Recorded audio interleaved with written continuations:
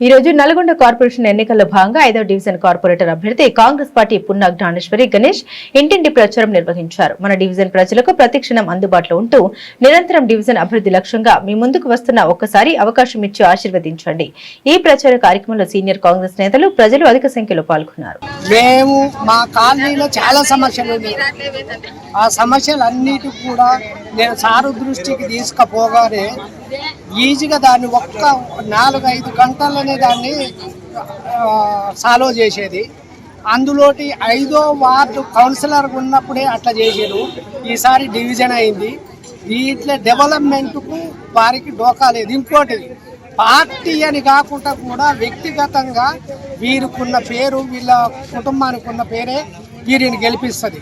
ఇంకోటి ఎందుకంటే జ్ఞానేశ్వరి ఈసారి అడుగుపెట్టింది కాబట్టి ఆ తల్లికి అన్ని విధాల భగవంతుడు మంచి ఇది చేస్తాడు. నేను అడిగిన అమ్మ జ్ఞానేశ్వరి ఎట్లా చేస్తావమ్మా నువ్వు ఇట్లా అని నేను అడిగితే ఎందుకన్నాయా నేను మా సారు పొలిటికల్లో ఉన్నప్పటి నుంచి ప్రతి విషయం నేను పాల్పంచుకుంటున్నా, ప్రతి సమస్యను నేను గమనిస్తున్నా.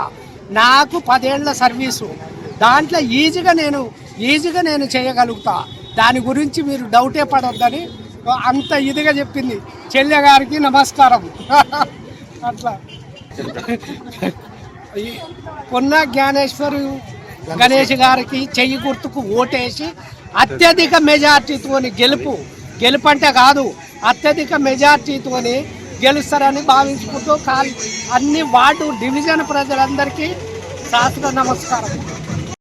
ఈ 5వ డివిజన్ నుంచి పోటీ చేస్తున్నందుకు పాదాభివందనాలు. వారిని అత్యధిక మెజార్టీతో గెలిపించగలరని నా యొక్క మనవి. దీనికి సహకరించిన మా ఉత్తమ నాయకుడు కోమటిరెడ్డి మంత్రివర్యులు కోమటిరెడ్డి వెంకరెడ్డి గారికి అభివందనాలు. మామూల 5వ డివిజన్ ప్రజలందరికీ నా శుభాకాంక్షలు. అధికారి పార్టీ ఉంటేనే మనకు అభివృద్ధి పనులు జరుగుతాయి. మళ్ళీ మమ్మల్ని ఆశీర్వదిస్తే మమ్మల్ని మరి ఏదైనా ఉన్నా కానీ సమస్య ఉన్నా కానీ తీరుస్తాము. మమ్మల్ని గెలిపియండి. మళ్ళీ మీకు మా సహకారము ఎప్పుడైనా ఉంటుంది. ఎల్లవేళలా మా సహకారము ఎప్పుడైనా ఏ టైంకైనా మేము స్పందిస్తామని కోరుచున్నాము. మమ్మల్ని భారీ మెజార్టీతో గెలిపిస్తారని, మమ్మల్ని ఆశీర్వదిస్తారని మళ్ళీ కోరుచున్నాము. చేయి గుర్తుకు ఓటేయండి. ఈరోజు ప్రచారంలో భాగంగా 5వ డివిజన్ అభ్యర్థిగా కాంగ్రెస్ అభ్యర్థిగా పున్నా జ్ఞానేశ్వరి గణేష్ అనే మేము ఇంటింటి ప్రచారం నిర్వహించడం జరిగింది. Collectorate area, Janwag colony, Saikrishna colony, Mitranagar, Jubilee Hills ఏరియాలలో ప్రచారం నిర్వహించడం జరుగుతుంది. ప్రతి ఇంటికి కూడా వెళ్ళిన సందర్భంలో మంచిగా రిసీవ్ చేసుకుంటారు. వాళ్ళకి మనం గతంలో నేను కౌన్సిలర్గా పనిచేసిన అనుభవం ఉంది కాబట్టి వాళ్ళకి చేసిన పనులను బట్టి వాళ్ళు కూడా గుర్తు చేసుకుంటూ మళ్ళీ మీరే కావాలని చెప్పి కోరుకుంటున్నాను. వారికి ధన్యవాదాలు తెలియజేసుకుంటూ మన వార్డులో చాలా సమస్యలు పెండింగ్లో ఉన్నాయి. అవన్నీ కూడా ఇప్పుడు కార్పొరేషన్ అయ్యింది, మనం పూర్తి చేసుకునే స్వేచ్ఛ ఉంటుంది. ఇంకొకటి మంత్రి గారు కూడా మనకు అండగా ఉన్నారు. మంత్రి గారు కూడా నిన్న ప్రచారంలో మన వార్డుకు ఇచ్చేయడం జరిగింది. వారు కూడా చాలా హామీలు ఇవ్వడం జరిగింది. నీ వార్డుకు నేను చూసుకుంటా, కలెక్టరేట్ నీ ఏరియాలో ఉంది, అవసరమైతే జ్ఞానేశ్వరి గారు డైరెక్ట్ కలెక్టర్ కాడికి పోయి ఏర్పాటు నేను చేస్తా, మీ ఏ పనులున్నా కూడా మీరు చేసుకునే అవకాశం ఉంది. ఈ వార్డుని అన్ని విధాలా డెవలప్మెంట్ చేసే అవకాశం ఉంది కాబట్టి ప్రజలందరికీ కూడా వినియోగించుకుంటున్నాను. చేయి గుర్తుపై ఓటు వేసి అత్యధిక మెజార్టీతో గెలిపించగలరని మనవి.